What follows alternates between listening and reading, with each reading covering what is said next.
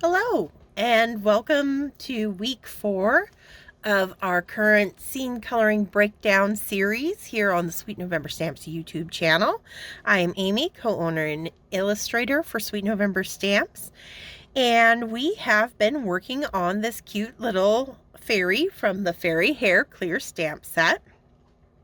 And over the last 3 weeks, we've gotten her hair and her clothing and all her little decor colored up. And it's finally time to get to work on her kind of fairy tale fantasy inspired background. And to do that, it's going to go a little different breakdown wise than I have had in past videos where it's been very specifically, one part or other. I kind of have to sketch in a little bit. Today is kind of sketching in the basics, and then over the next couple weeks we'll fill in the details on it. So to that end, let's get started sketching in our fantasy backdrop. And to start, I know that I want a hillside back there. And I'm going to use a very light green. So I've got YG00. And I want a little hillside living right back here. So I'm just going to do a nice little round arch living there. And then I know I want another little hillside closer to us. So I'm going to start it over on this side. And imagine it going back behind her hair. And then sweeping down this way. And I'm going for a very stylized look, very kind of cartoon-like look with these hills. And then we're going to have another hill coming down front here.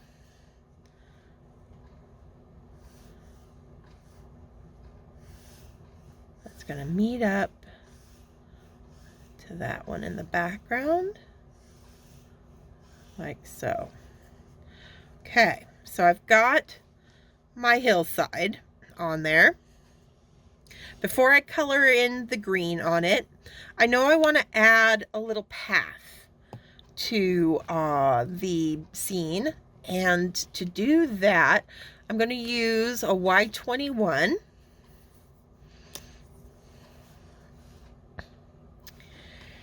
And I'm going to decide where I want this little path to be meandering. And we're going to start back here with a little S curve. And now the key when you're creating any kind of path or anything moving off into the distance is it's going to be smaller. The line work is going to be more narrow the further away it is from the foreground of the scene. And then you let it gradually widen as it moves down the card and gets closer to us, the viewer. And I'm just going to create a fun little S curve here because they're pleasing to the eye.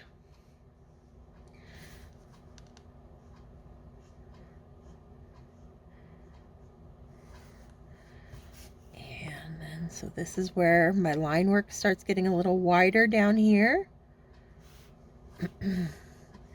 And I am going to fill in that path with Y21. And you might ask why I'm using a Y instead of an earth tone. And that's because I want to give this entire scene kind of a warm, sunny glow. So I'm getting a base of yellow down. We will be using some earth tone eventually on the path, but for now, by starting with this Y21, it's really going to warm up the overall look of our little path.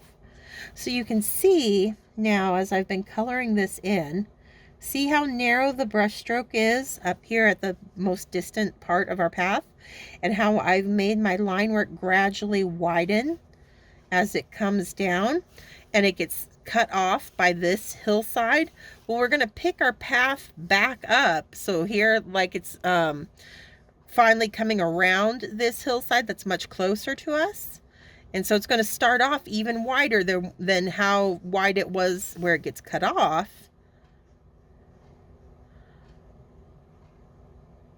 And then I'm just going to continue to make it get even wider as it comes down towards the front of the card.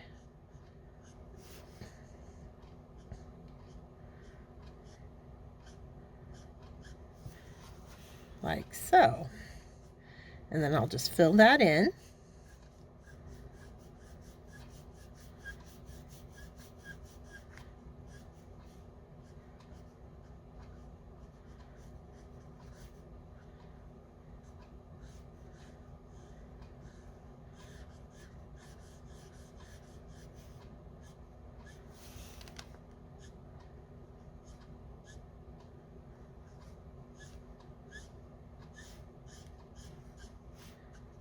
Okay. Now, because I know I'm going to be putting some little like trees and bushes in here, before I add any more colors to that path, I want to kind of block out any bushes that might be in front of that path and breaking it up a little bit. So I'm going to start those with like a YG23.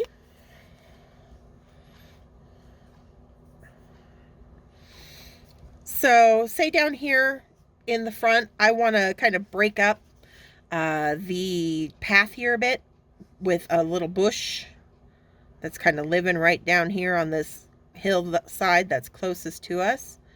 And so I'm just going to, and that's why I start with light colors, you know, so by blocking in that path with a Y21, it makes it very easy for me to then color over it. But that's also why I didn't want to finish doing the path before blocking in my little shrubs and bushes, because then when I get my darker colors into them, it'd be much more difficult to color over top. So that's why we're doing all of our very light, just kind of blocking in of the scene first, whether it's a lighter yellow or a lighter green. We're just taking our time to kind of figure out where all of our little parts and pieces are going to live.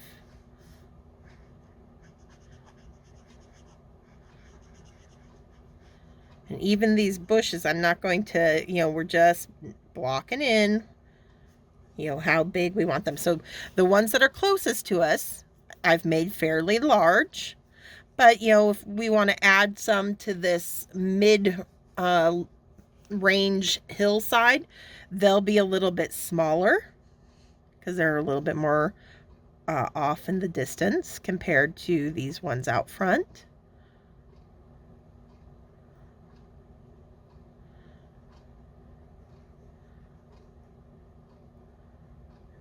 You can just kind of have them wrapping down that hillside a bit, like so. Maybe popping up out there a little bit. And see it maybe taping her in over here a bit too. Totally up to you where you want your little foliage to live. All right. Now, I am going to put some on that distant hill, but first I also know I want to add some trees back there. And I'm going to block them in using some YG11. And we're going for a very stylistic and simple shape. So I'm kind of going to do some upside down teardrops basically, and in varying sizes. So wherever you want a little tree, a little stylized tree, just do a little kind of upside down teardrop. And we'll have this one on that side of the path.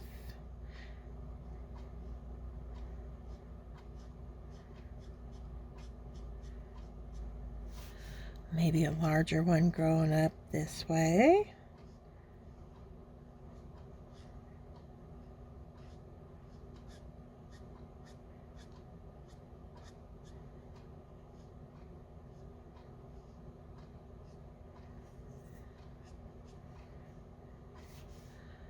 And we'll do another little guy here.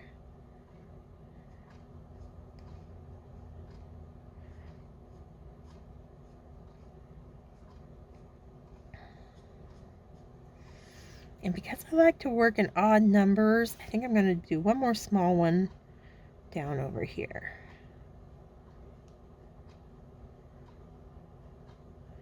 Okay. So now that I've got my funny looking little trees in, I can add some like bushy hedge-line trees back beyond them. So back to that YG23. But you know, keeping it, you know, reducing the size down again. But that's why you want to put the trees on first, so that you can color around them.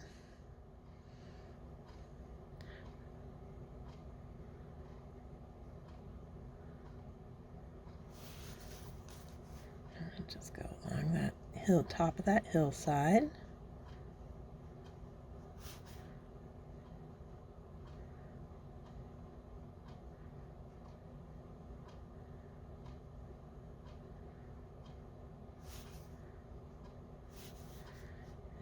Continue working them in over here.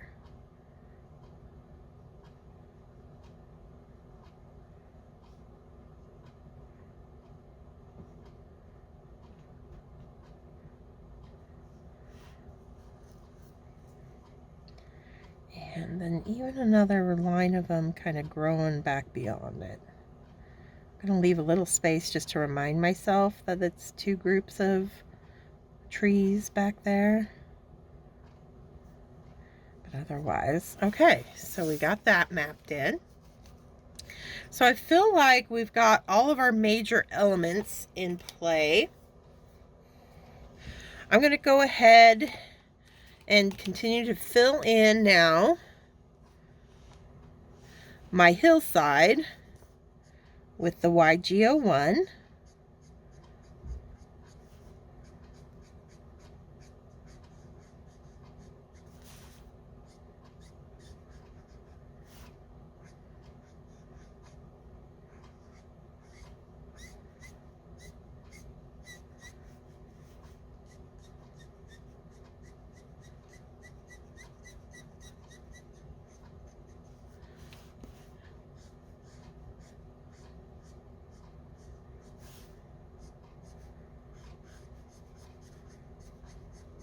And that's going to fill up the majority of the card front here.